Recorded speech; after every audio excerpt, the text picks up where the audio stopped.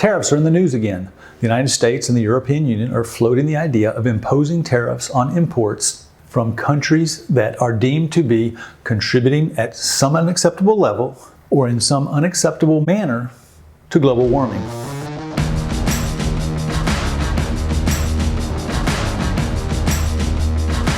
But do tariffs really matter all that much?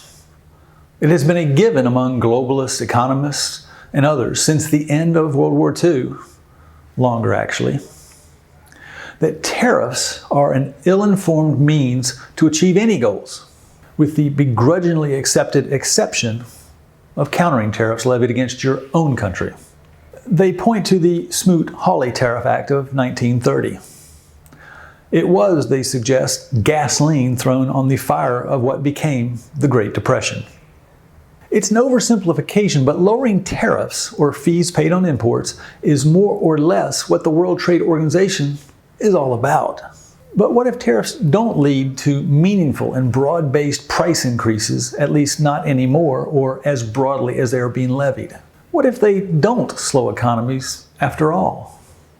What if their effects are real, but more like a laser, deeply affecting, for example, the multinationals that produce soybeans in the United States as part of the US-China trade war, rather than scattershot, like from a shotgun? Former President Donald Trump used tariffs widely, particularly against China, hundreds of billions of dollars worth, even bragging about it. Yet inflation never came.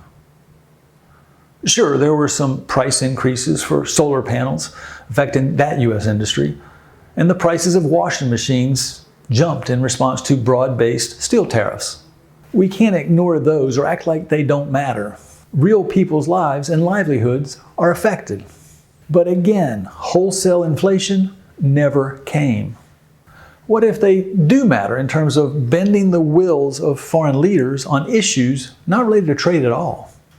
What if they prove effective in putting the brakes on, for example, European Union movement to tax U.S. social media platforms' revenues? What if they do prove effective in human rights, say in changing China's policy on the Uyghurs in its vast Northwest? Or to tap down feared expansionism, say in the case of China against Taiwan, or Russia against Ukraine? And now there's the new one mentioned at the beginning. What if the United States or the European Union follow through with imposing tariffs to fight climate change? Might those be so broad and far-reaching to make the markets blink? Might the complexity and uncertainty cause a global slowdown? Stay tuned. From outside the Washington Beltway and inside the trade numbers, this is Ken Roberts, and this has been another episode of Trade Matters. Because it does.